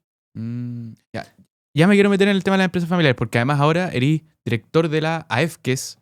La Asociación de Empresas Familiares. Tal cual. Ya. Sí. Pero me quiero ir a un aprendizaje central que te escuché alguna vez decir. Tú te diste cuenta, con todo este proceso, que en una empresa familiar tiene que haber un líder de cara hacia la familia y un líder que tome las riendas de la organización. Sí. ¿Por qué llegaste a esa revelación? Y si nos puedes explicar un poquito para la gente que quizás tiene una empresa familiar, ¿por qué eso es tan importante? Porque resulta que yo siempre fui el líder de la familia, de mi generación. Pero como familia. Okay. Siempre yo era el que organizaba las cosas, yo era el que esto y lo otro, cualquier cosa que querían ver la veían conmigo. Siento que yo no soy el mayor, pero como que... Pero como, por ejemplo, el almuerzo el fin de semana, una cosa así. De repente las navidades las organizaba yo, los años nuevos los organizaba yo, siendo más chico y todo. Porque al final yo he sido siempre un líder que más que me tomo el liderazgo. Okay. O sea, que hago para mí me gusta que las cosas pasen. Entonces las tomo y hago que pasen. Italiano achoclonado. Claro. Entonces... Y llegó el momento que cuando me fui a la empresa familiar, dejé un poco de lado eso. Porque ahora estás enfocado en la pega. Porque estaban fijados en la pega. Entonces, y nadie tomó ese liderazgo en la familia. Entonces hubo una desconexión entre la empresa y la familia. ¿Y se resiente eso? ¿Cómo que se siente? ¿Qué es lo que pasa ahí? Lo que pasa es que ponte tú que nadie vio todo lo que yo hice dentro de la empresa familiar. Ni el por qué hice las cosas. Entonces, y nadie se acercó de la familia a mí en el sentido, oye, ¿por qué te quieres salir? ¿Por qué quieres hacer eso? Entonces, hubo una desconexión totalmente. Entonces, por eso es que es sumamente importante. Si hubiera alguien líder, porque el líder de la familia tiene que preocuparse que la familia se mantenga unida. Y el líder de la empresa tiene que preocuparse que las empresas ganen plata. Y cualquier encontrón o desacuerdo lo tienen que conversar estos dos líderes. Okay. Y ver qué es lo mejor para un bien común. Pero al no haber líder de la familia, quedó desconectado. Entonces, pasó al final lo que terminó pasando. Entonces, por eso es sumamente importante tener estos dos liderazgos y separados. Porque tiene que estar preocupado que la familia permanezca, y tiene que ser de la misma generación. O sea, y lo otro también importante... Porque esos van a compartir la cultura y los valores más o menos a un nivel... Sí, y los de acá tienen que ver con las generaciones de arriba. Claro, son un mejor puente que saltarse de una generación a otra, porque ya es mucha la diferencia. Sí. Y lo otro... el otro gran aprendizaje de todo lo que nos ha pasado es que las decisiones de la siguiente generación las tiene que tomar las decisiones de gobernanza las tiene que tomar la generación que va de salida. ¿No? Tiene sentido porque en este caso tú fuiste siempre el que fue remando como hacia arriba, pero no había una iniciativa, como no sé si la palabra es pro familia, a ir tomando decisiones que involucrar a esta tercera generación, ¿cachai? Sí. Por un ejemplo, de la primera generación, el nono Dante tomó la decisión que mi papá iba a ser el líder. Claro. Porque era él dio la pauta. Él va a ser el líder. Porque tiene las habilidades, tiene distintas cosas que va a ser el líder. Y mi papá fue el que lideró toda la familia. En cuanto al empresarial. Pero en esa generación no hubo... Oye, ¿sabéis qué? En algún momento no fue muy claro. Entonces yo creo que ahí, y también uno de los temas es que se le dio mucho espacio también a la tercera generación para que opinara de cómo iba a quedar armado, y ahí empezaron todos los... Entonces, al final, todos estos aprendizajes a mí me gusta contarlos para que no vuelvan a pasar, ¿no? Porque... ¿Y sabéis por qué es importante? Porque la gran mayoría de las empresas en Chile, creo, y le puedo pifiar al número, creo que como el 70% de las empresas en Chile son familiares. Y en el mundo... Sube más del 80%. Y en el mundo también. O sea, la gran mayoría de las empresas son familiares. Entonces, y es muy loco porque, y ahora nos puedes contar más, porque Soji está tratando de solucionar un tema relacionado a esto. Po. Claro. ¿Qué viste en ese sentido y hacia dónde va? Mira, Soji, ¿qué es lo que me tocó vivir en la metalúrgica? De tener que cerrar una empresa. Este año cumplimos 68 años. Con más de 600 personas, que son 600 familias. Para que eso no pase, nosotros en Soji lo que queremos es transformar empresas en empresas sostenibles. Y mirando la sostenibilidad desde el punto de vista que perdure en el tiempo. Claro, no es el tema sustentable, es el tema sostenible. O sea, que la generación de riqueza neta sea positiva. ¿Qué quiere decir? La riqueza tanto monetaria como la riqueza que genera la comunidad, la riqueza que genera los accionistas, los trabajadores, a los proveedores, a los clientes. Que la generación de riqueza neta sea positiva. Okay. Entonces, y también cómo preparar a las empresas para que para que podamos cuidar puestos de trabajo y después tengamos mejores puestos de trabajo. Entonces, nosotros, ¿qué buscamos? Pescar empresas, ayudarlas a transformarlas sosteniblemente, y hemos visto también un nicho interesante, que dueños de empresas, los hijos no se quieren hacer cargo. Sí. Entonces, y pasan hartas cosas, que el dueño dice, y los hijos no se quieren hacer cargo porque... Tienen otro interés, ¿no? Quizás fueron la primera generación de profesionales y se fueron a trabajar, no sé, a la TAM o alguna startup, porque el mundo igual fue hacia otro lado, porque el Chile quizás el que estamos hablando en este minuto es como el Chile de la agricultura, el Chile industrial, el Chile quizás de las panaderías, ¿cachai? Sí. Como que Entonces nosotros nos estamos enfocando netamente en el área industrial. Okay.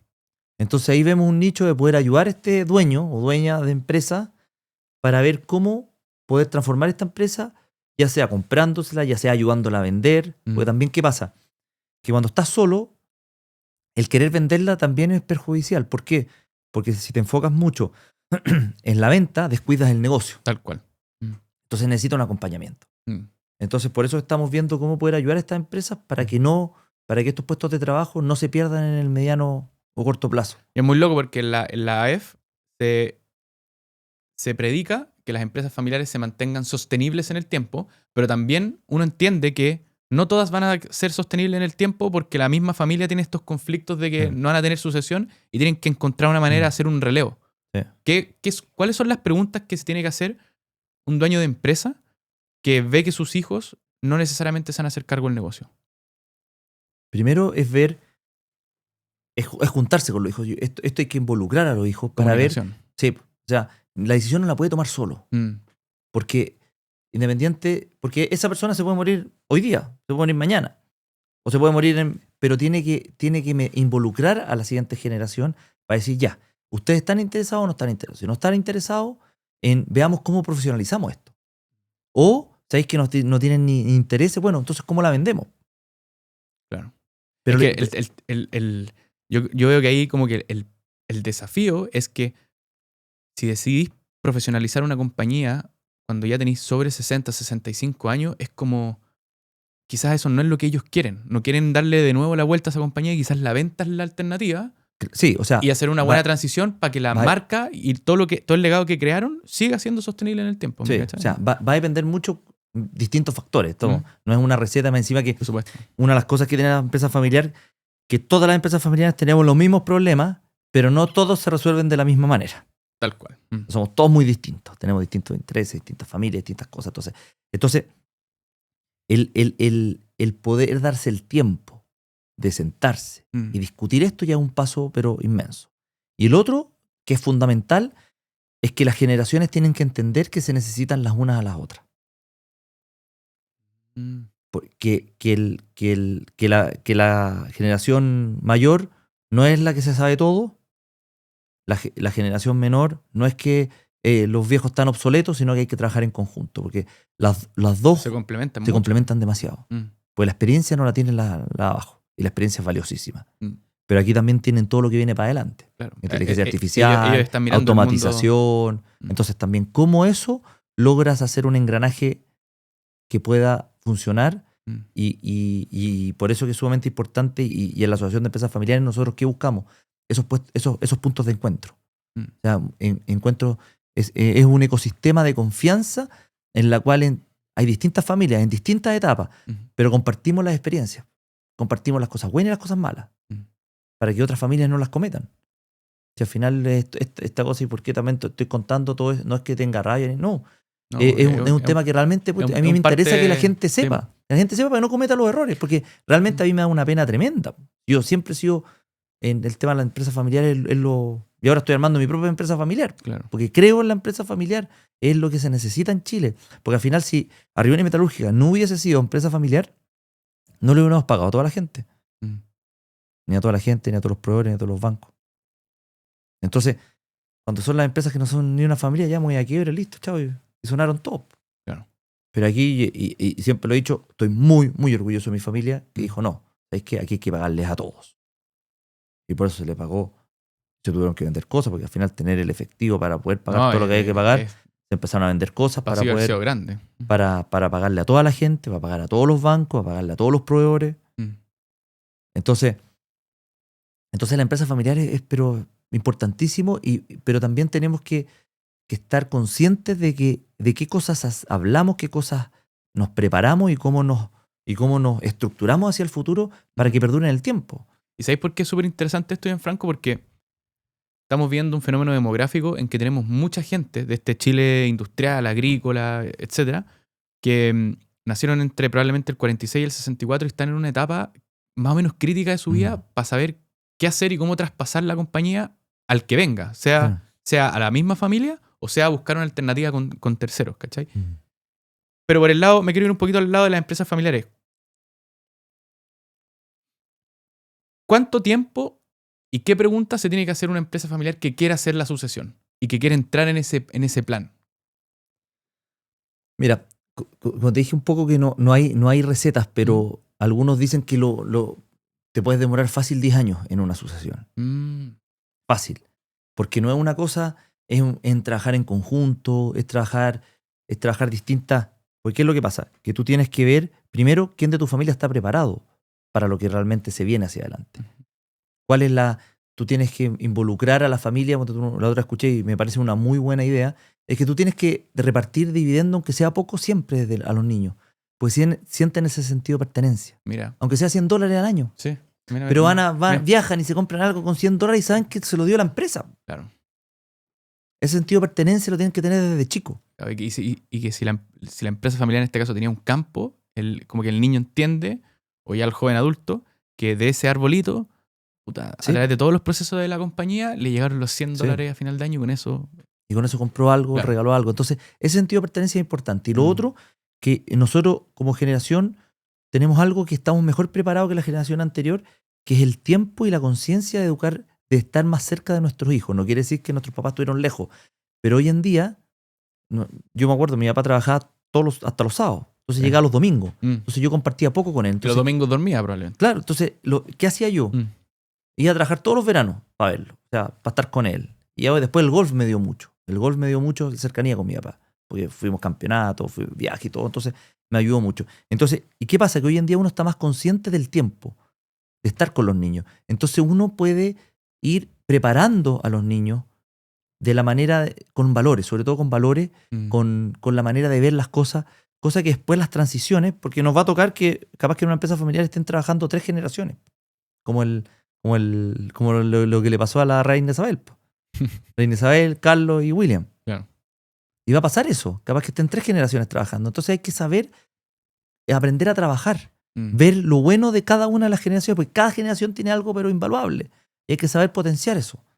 Entonces uno tiene que saber en qué potenciar y qué exigir a cada una de las generaciones y a cada uno de los integrantes. Y lo otro, que uno tiene que preparar a todas las generaciones y no a los líderes. Obviamente uno dice, oye, el líder, no sé, son 2, ya preparemos estos 2. Tenés que preparar a toda la generación. ¿Qué significa preparar a toda la generación? Porque me queda muy claro que la primera pata y la más importante, que creo que tú tuviste el coraje de hacerlo, es la comunicación. Comunicar temas que pueden ser cosas que quedaron debajo de la alfombra y que no se hablan porque pueden ser tabú, porque no podemos de alguna manera cuestionar la autoridad de los mayores o lo que sea. Ya, primer paso, la comunicación. Y el segundo paso es, si evidentemente el líder de la familia actual tiene en consideración 2, 3 personas que sabe que son esos porque los conoce, los huele mejor, ¿cómo y por qué prepara a todos? ¿Cachai? La preparación viene primero desde la comunicación y la información. Ok. ¿Por qué? Porque tú tienes que tener a toda la familia informada de los negocios. Estoy hablando de una mirada más o menos general, no de los números.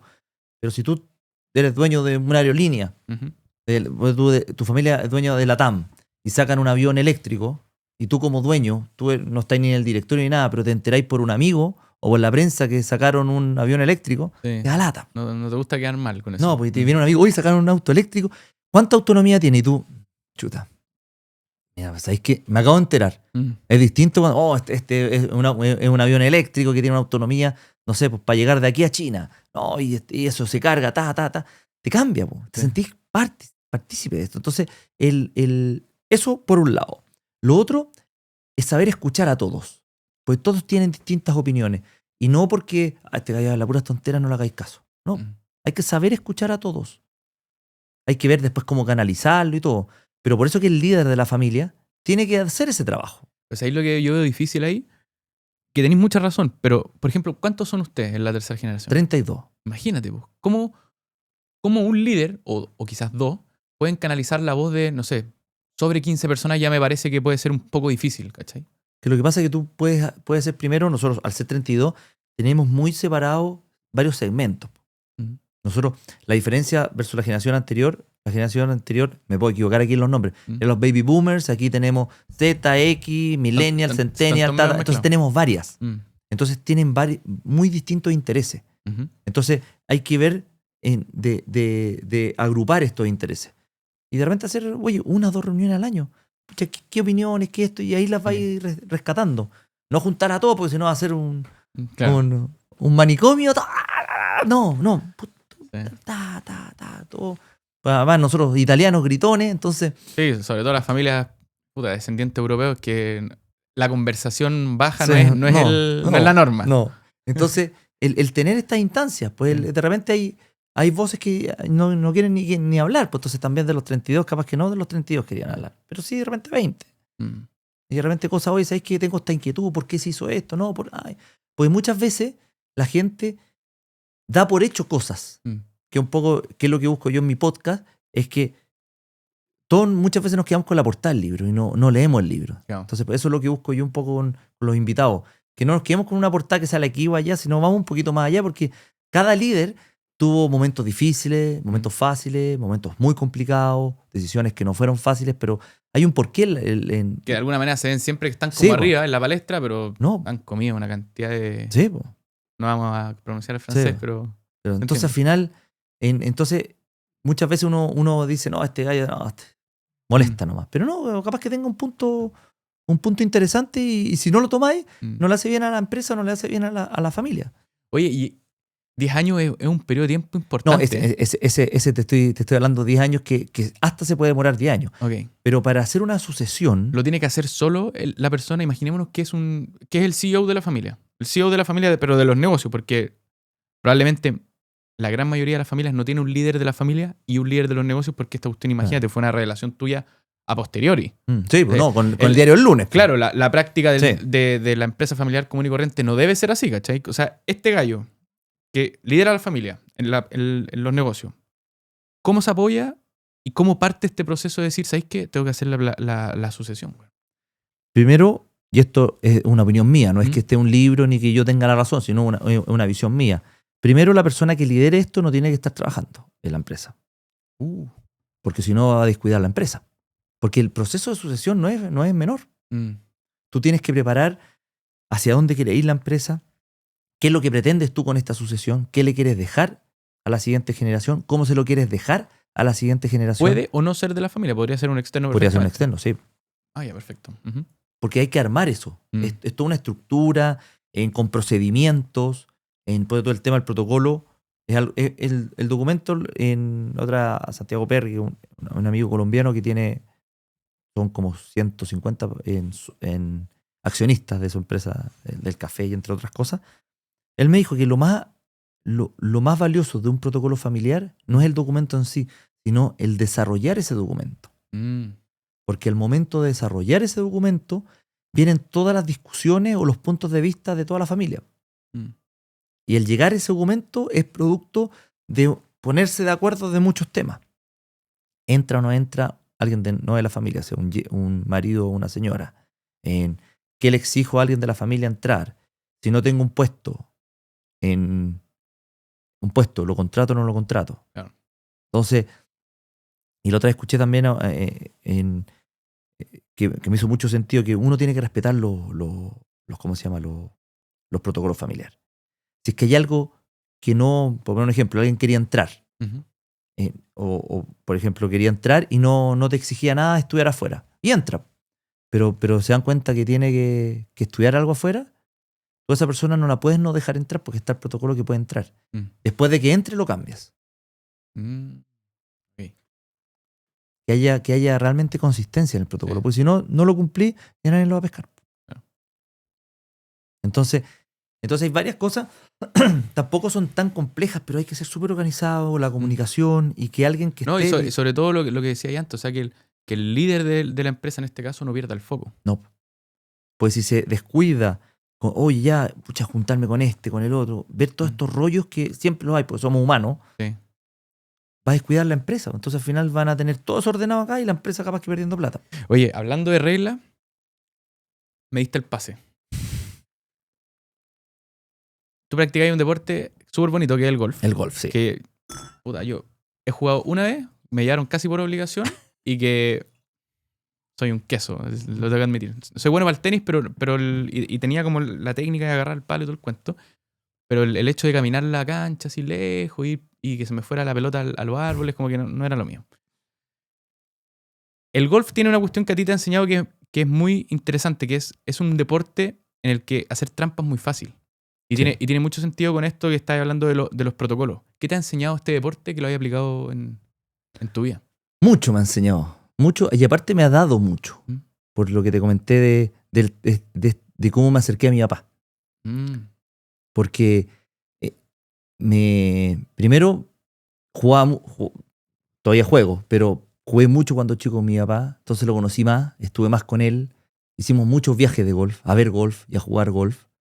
Y lo otro también, mi papá debe ser handicap 15 más o menos, 15, 16. Para la gente que no sabe qué es el handicap. El handicap es cuántos palos en promedio haces sobre el par de cancha. Y por lo general el par de cancha son 72 palos. Okay.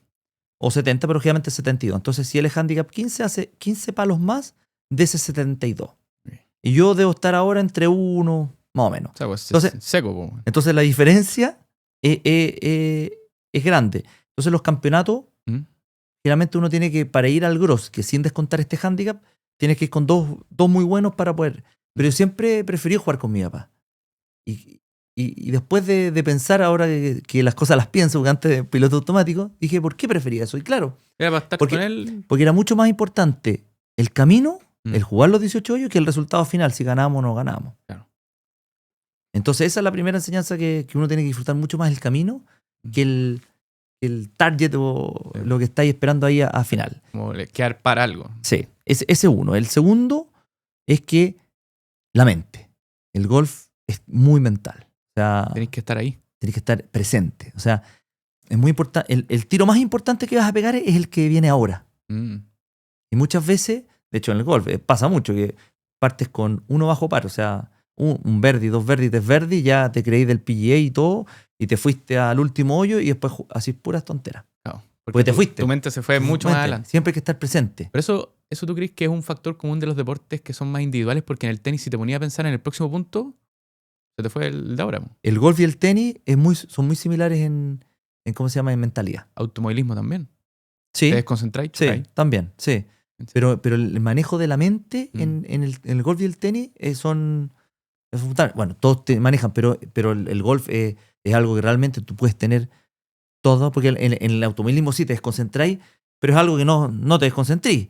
Pero de repente si te ponías a pensar en golf, puedes ser el más seco del planeta. Lo que le ha pasado a muchos golfistas profesionales es que después desaparecieron. Se les fue y tenían el talento. Pero les pasó algo en la cabeza, tuvieron un problema.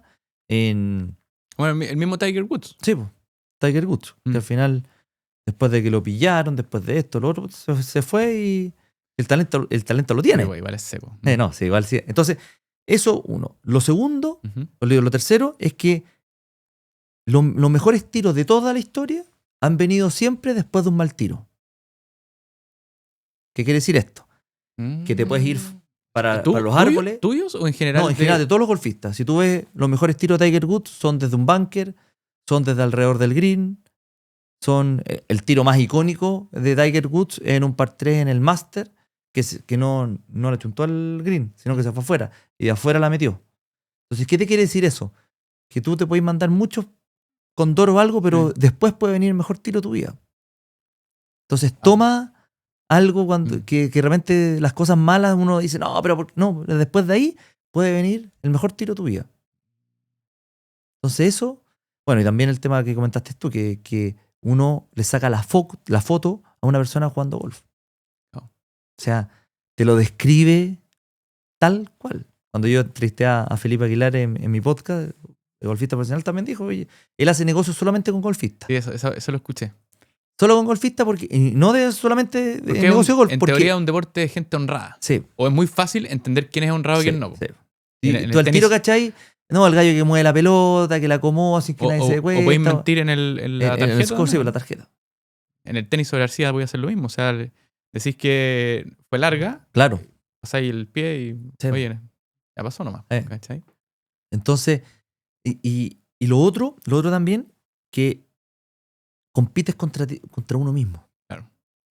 Tú te tienes que superar a ti. O sea, yo no busco, cuando voy a jugar, yo quiero hacer 3 bajos o quiero romper mi récord. No digo, oye, me quiero...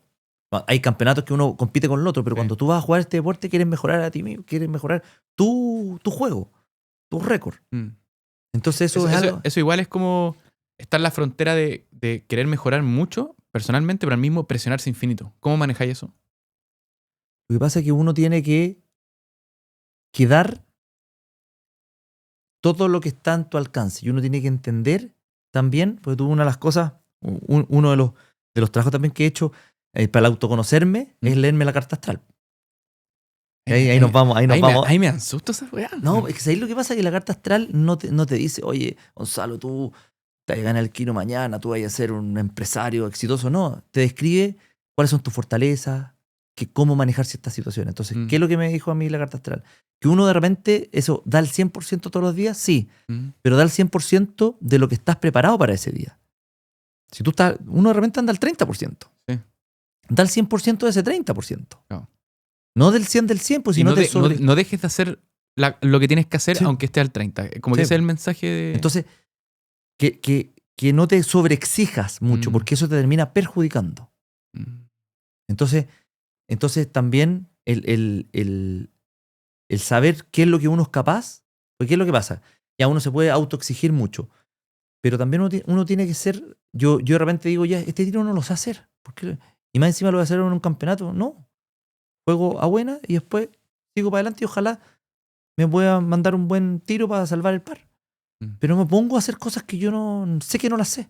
Entonces el autoexigirse, no. Y muchos cometen esos errores. Pero ahí le voy a sacar la presión de que como no sabía hacer el tiro, puedo inventar uno y se me equivoca lo mismo, ¿no? Pero es que lo que pasa, no, porque si lo arriesgas y estás jugando un campeonato, te perjudica. Claro. A mí me ha pasado mucho que cuando juego con los abiertos, que son campeonatos como abiertos que juegan de todos los clubes en una sola cancha, me ha tocado ver a niños jóvenes, no sé, menos de 25 años para abajo, 21 años para abajo, que juegan muy bien, pero se van para los árboles y tratan de hacer un tiro a los Tiger Woods y les pegan el árbol y se ofuscan y se enojan. Claro, yo también pasé por esa etapa, pero el tema es decir ya. Pero que después se frustran. Po. Sí, pues. Entonces, ¿qué pasa? Que tú tienes que ver cómo te enfrentas a esto. Tú dices, mira, tengo una salida, 2 salidas, 3 salidas. Muy difícil. Tengo que tener... ¿Cómo estoy jugando? La juego la más fácil. Sí. Y ahí veo de recuperar en la otra, si no ya hago voy y chao. Como que te ayuda a armarte y planificarte tu ronda. O sea, qué hoyos son los que puedo atacarlos, cuáles hoyos me tengo que defender. Entonces, te va ayudando también a planificarte tu forma de enfrentar los distintos desafíos. Y aparte que es un tema de resiliencia el golf, porque yo puedo practicar, entrenar, todo y realmente tengo un día pero nefasto. Tengo que seguir practicando, seguir practicando. Entonces el deporte a mí me gusta mucho. A mí me gusta mucho el deporte porque te enseña muchas cosas de vida. Como que uno las va entendiendo después. Yo al principio, no sé, le pegaba a la raqueta de tenis, jugaba fútbol y todo el cuento. Y no sé, de repente uno es como naturalmente talentoso para ciertas cosas y no le tomáis el peso de lo que significa el hacerlo bien para la vida para adelante. Sí. Eso es lo que yo como masticando ahora. Hace poco vi el podcast del Oscar Muñoz, del gallo que hace los vasos, el de Gringlas, ¿sí? Conversando con Martín Carrasco, que hace unas kombuchis ahí sobre el concepto que conversaron, sobre el saber rendirse. Y no rendirse como de tirar la toalla y decir como ya no voy a hacer nada, sino que, y para conectarlo con lo que estáis diciendo antes, que en el fondo uno puede controlar todo el input que le pone a las cosas, todo el esfuerzo, pero para que no exista esa gran frustración sobre las cosas que tú no puedes controlar, que son los resultados, tenés que como que soltar. Y en el momento en que soltáis y que no eres percibido como algo que anda buscando o persiguiendo algo todo el rato, las cosas llegan a ti. ¿Te hace sentido eso? Sí, o sea, a mí me hace mucho sentido en el sentido, valga la redundancia, en que uno de repente tiene que saber hasta dónde llega. Tiene que decir, ¿sabéis qué? Porque también en el saber tomar ciertas decisiones. El decir, ¿sabéis que esto ya no va más? Y tomar la decisión de la sierra metalúrgica. Claro. Decir, no, ¿sabéis qué? Dejar de lado un poco el corazón y tomar una decisión un poquito más fría y decir, hasta aquí nomás. Y tengo que seguir adelante. Hasta aquí nomás, porque si no, ¿qué es lo que nos hubiera pasado si hubiéramos seguido? Capaz que no hubiéramos tenido plata para pagarle a la gente, hubiéramos quebrado y no hubiéramos dejado a la gente sin trabajo, sin finiquito, a los bancos sin pagarle, a los proveedores también. Y hubiese sido peor. Entonces uno tiene que... Y ahí es muy importante es analizar esto de manera fría. De manera fría y decir, ya, a ver, dejemos esto. Ya, ¿qué escenario tenemos? ¿Cuáles son los distintos tipos de escenarios que tenemos? ¿Cuáles son los más probables, los menos probables? Ya, ¿qué decisión tomamos? Y esto, discutirla, no tomarla solo, pero discutirla. Entonces, el de repente dejar ir ciertas cosas es como cuando tú tenías una relación tóxica, cuando chico, que ya sabéis que más, y termináis. Pero ella te gusta demasiado, y decís como puta sacar el mundo, sí. Bueno. Y en verdad había que terminar, sí. ¿no? Y termináis como que te relajáis. Sí. Entonces, es súper difícil, pero uno tiene que ir entrenando eso. Al final todo se hace entrenando. Tú entrenas la mente, pero tienes que estar consciente de lo que tú quieres hacer para hacerlo. Por eso. Pero aquí hay una parte muy interesante que la vamos a conectar con lo que viene, que es para aprender a soltar, tenés que saber estar bien contigo. Sí. Porque nosotros los seres humanos no estamos hechos para perder, no nos gusta perder. Como que esto se traduce un poco de repente en las cosas del mercado, pero a la gente le afecta mucho más cuando una acción cae el 15% que cuando sube el 15%. Sí. Emocionalmente. ¿Cachai? Y ahí me quiero ir para el último tema y ahí te libero porque está muy buena la conversación, te puedo tener aquí 8 horas. ¿Por qué decidiste crear contenido? Mira, buena pregunta. Primero, que lo conversé con mi señora, con la Ale, pues siempre la marca personal, y después me fui preguntando y dije, Ale, pues yo la marca personal la tengo desde chico, porque nosotros tenemos un apellido que es una marca. Entonces toda la vida hemos vivido con ese concepto de la marca personal, puta, eres una Rigoni. Es una marca independiente, no todos los rubros, pero el rubro metal mecánico, el rubro de la construcción, tenemos un nombre y es una marca. Entonces la gente nos conoce por la marca. Entonces, eso como para hacer una pequeña introducción. Pero todo nació, me acuerdo, estábamos de vacaciones con mi señora. Que la Ale tiene su podcast. Tiene su podcast, libros, todo, ¿no? Sino, ahí nos potenciamos. Creadora de contenido. Sí, así, y ella partió los podcasts cuando nadie partía. Ella partió en audio hace mucho tiempo, va en el... sacó una temporada después de un tiempo, porque también la maternidad y todo, pero partió los podcasts cuando nadie hacía podcast. Y es que ha escrito libros, ahora va a sacar su próximo libro, ahora a mediados de este año. Entonces, es sumamente importante cuando uno tiene una inquietud conversarla. Y yo, por eso, y qué mejor que con tu señora, que es la mejor sociedad que uno puede tener. Ya sea tu señora, o sea, con la persona que tú decides. Uy, qué divertido porque mantener, o sea, con la persona que decides que te acompañe toda la vida. La mejor decisión de inversión de toda la vida es con quien te casas. Para los dos lados. Sí. Ya, porque al final, ¿quién te potencia? Que te saque que te desafíe, que te haga crecer. No, y que te recoja cuando estás en el piso también. Po. Y que también te diga las cosas tal cual como son. Sí, para los dos lados. Entonces nos apoyamos mucho. Entonces yo estaba con la Ale de vacaciones y le digo, oye, tengo como la inquietud de cómo poder traspasar toda mi experiencia a gente. Y pues de repente, dentro de la lectura de mi carta astral, voy conectando todo. Te va a ver el dato. La bajaré en la descripción. Sí. A mí me pone mucho más contento cuando yo doy para alguien, no cuando recibo. O sea, siempre a mí me gustaba más hacer regalos. Tenía el sentido de servir. El sentido de servir. Eso, o sea, a mí, yo me quedo contento cuando ayudé a alguien. O sea, entonces dije, ¿cómo puedo hacer esto? Entonces le dije, Ale, mira, se me ocurrió esta idea, dime si es loca o si es de repente media creída, me avisáis. En LinkedIn, ¿qué pasa si pongo, oye, almorzando con Gianfranco, ¿quién quiere almorzar conmigo? Y así yo selecciono y le dije, pucha, es medio pretencioso. Y me dijo, claro, sí, porque al final como si fuera una estrella de rock. Y la Ale me dijo, no, pero hazlo. Para ver qué pasa. Para ver qué pasa. Por último, en el peor de los casos, si no describen a ella, filo, ya sabes que lo hice y todo. ¿Y qué fue lo que hice? Pero espérate, ¿era en tu perfil y publicáis así como, oye, ¿alguien quiere almorzar conmigo? No. Oye, pucha, le pedí un storytelling y todo, y le dije, pucha, el que quiera que llene este formulario. Entonces se meten a un formulario. ¿Un formulario para almorzar con Gianfranco? Sí, no, pero un formulario Google Form, no, nada de la NASA. Entonces le puse nombre, apellido, creo que era empresa, y el por qué se quiere juntar conmigo. Escondí todo y empecé a leer las respuestas. Y después, producto de la respuesta, fui seleccionando. Ah, escondiste los nombres. Sí, pues, para no tener un sesgo, cegar de que... Y de repente, entre medio, ella, este es un amigo mío, me escribe alguna vez. Mis amigos siempre cuando hago todas estas cosas hay que saber filtrar. Me molestan, sí. Me molestan así, oye, quiero juntarme, no sé, salgamos a carretear y no sé, nos vayamos de viaje, no sé. Entonces, ya empecé y ahí seleccioné. Y ahí tuve 3 almuerzos. Ya. Me junté... O sea, espérate, ¿evitaste a los amigos? Lógico, ¿cierto? Si no termináis y como después, María la y Pati después iba a los Maldonado. asados. Oye, ¿cuándo me invitan a almorzar a mí? Yo quiero almorzar contigo. Entonces, Sí. siempre los amigos Ya, están ahí. pero bien, pues, o sea, bien filtrado, porque Sí, po. para estos experimentos que son Sí. reales, son serios, ¿no? Sí, pues no. Consejo ahí para los amigos, no chacoteen los experimentos. Claro, pues si no nos sacan las métricas. ¿Ah? Entonces, ya me empecé a juntar a almorzar. Fueron súper súper entretenidas. Yo espero que los haya ayudado. Y después, ¿Y de qué se trata el almuerzo? una era una fundación, otra era de una empresa más chiquitita que quería ver cómo crecer. ¿Pero eran conversaciones así como al tema libre? ¿O tú les Libre, decías no, como- libre, no, libre. Porque el por qué se querían juntar, querían ver mi visión de una cosa. Era la como un visión. formato, pregúntame lo que quieras en un Claro, almuerzo. claro. Ya. Entonces lo hacía una vez al mes, pues también no es tan. Bueno, algunos me invitaban, otros invitaba yo, pero. Claro. Entonces, y después de ahí surgió que el Ale me dijo, oye, ¿por qué no hacía un podcast? Porque al final, Ujú. pues tú tienes la llegada y conoces a grandes líderes que los puedes traer para que todo el mundo los conozca y aprenda de estos líderes. Bueno, el Eduardo Comien me dijo lo mismo, que almorzaba con mucha gente, conoce mucha gente, y yo le decía, ya, pero documenta las conversaciones. Y para eso es internet. Y esas conversaciones, en el fondo, si las escucha alguna persona y tú le cambiáis la vida, le sirves con este contenido, es súper positivo. Sí.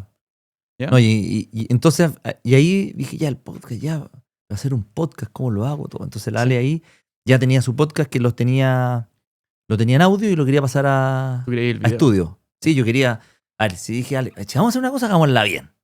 Entonces ahí partimos con el estudio, la Ale se consiguió todo, y ahí le dimos nomás, y ahí empecé, pues, seguramente los primeros capítulos no los he visto ahora, partí mucho más, todo esto, y uno se va soltando, y Sí, va aprendiendo a preguntar, pero lo paso increíble entrevistando, conociendo gente. Mira tus primeros episodios y mira los últimos que he hecho. Y mira este, po. Sí, po. Te apuesto que iría otro ser humano. Sí, pues uno va entrenando, va, no sé, me pasa también en las charlas. La otra vez estuve hace una semana En Colombia. en Colombia, entonces eran más de 400 personas. Y Entonces, no te causó nada, así como, mira. o sea, igual estuve, pero nada versus antes. Antes yo me acuerdo me hacían subirme en los U-Rock de Mina Innova, que es una fundación para acercar la minería a los estudiantes y a la sociedad.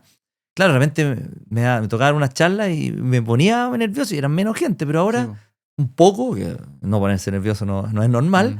pero después me desenvolví bien. Yo terminé la presentación y le dije, hable súper lento para que me entendieran. Entonces estaba feliz. Entonces después me junté con algunos colombianos y me dijo, oye, súper buena, se pasó. Increíble lo rápido que hablan ustedes los chilenos. Entonces yo ya había hablado lento, Oh, pero para ellos, imagínate. porque nosotros hablamos súper rápido, entonces hay que tratar de... Ya, además hablamos un español. No, en otro no. dialecto. Sí, no, pero traté de Sí. ocuparse, sí, me preocupé de eso. Entonces, esto el hacer el podcast, Mm.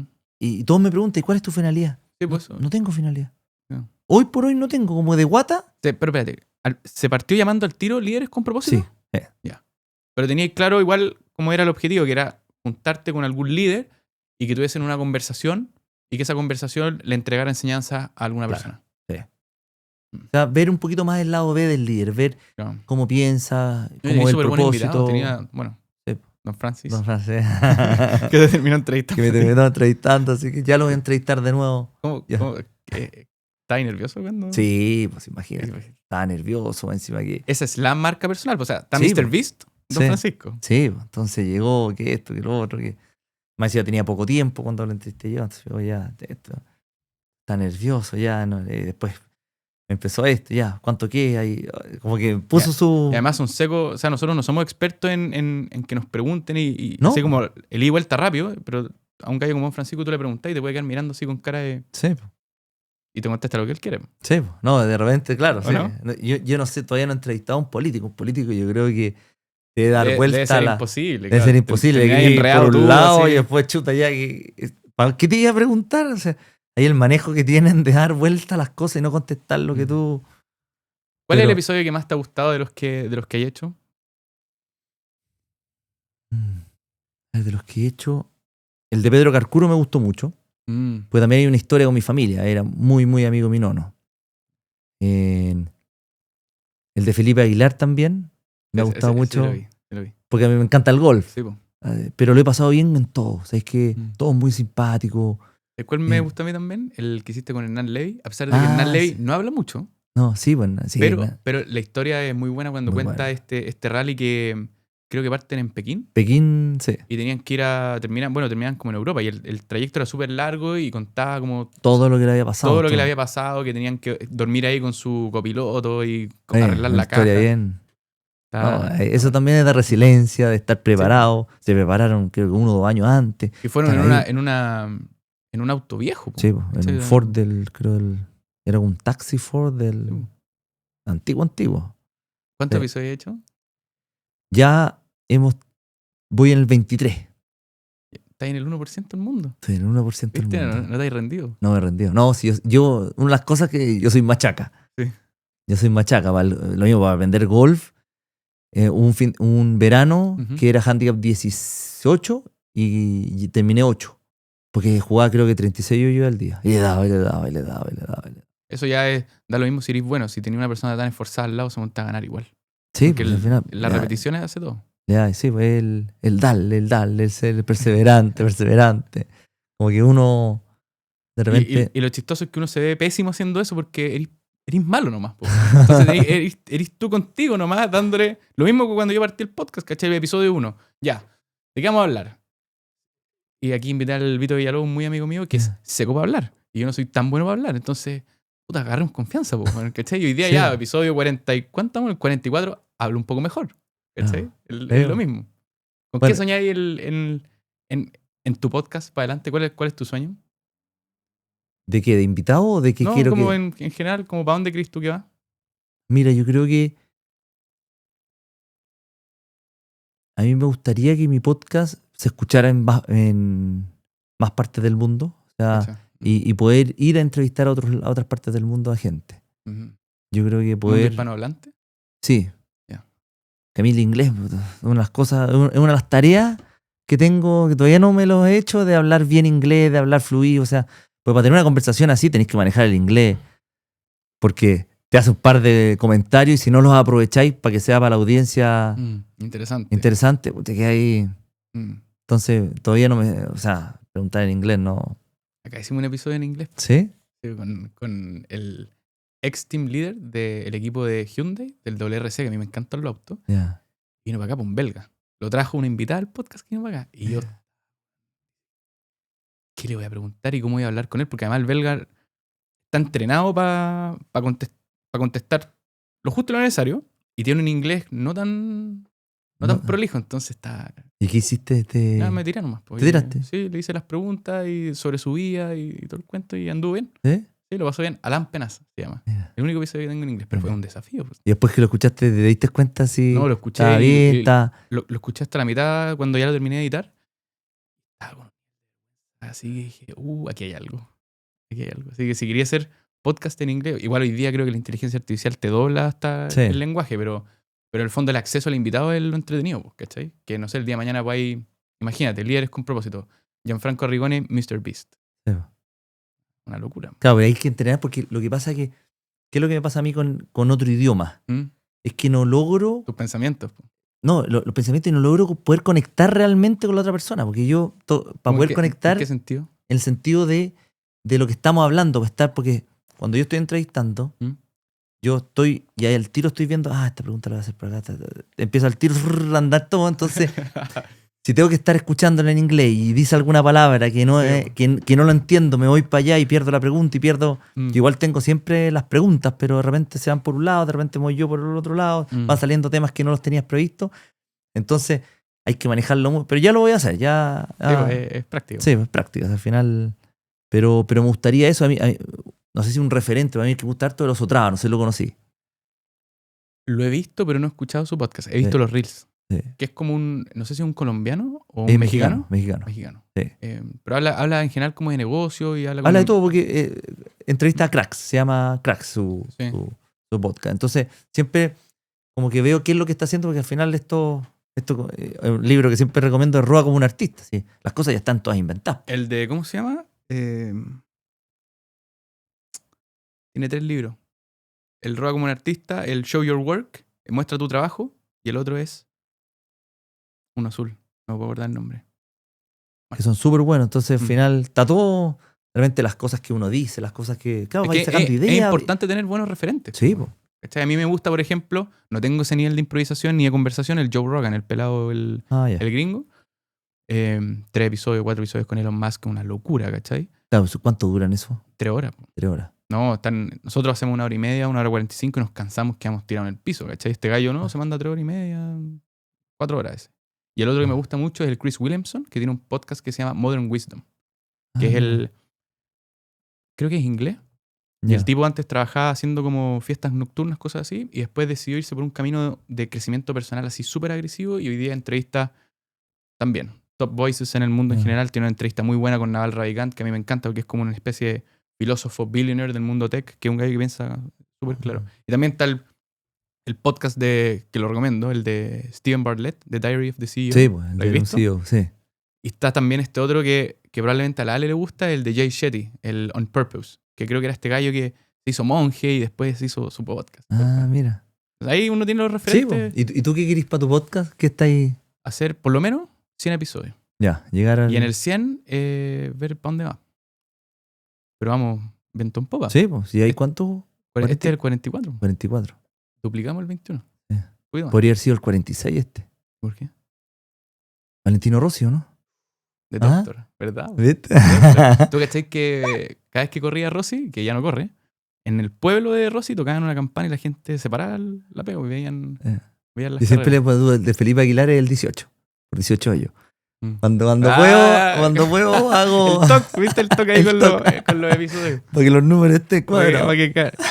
Gianfranco, gracias por venir al podcast. No, muchas gracias a ti por la invitación. Nos pasó volando. No tengo idea cuánto grabamos. Hasta la próxima. No, pues muchas gracias, Gonzalo, y te felicito por todo esto, lo que estás haciendo y todos los capítulos, y poder mostrar distintas historias. Pues. Así que un halago estar invitado aquí en el garage de Gonzalo.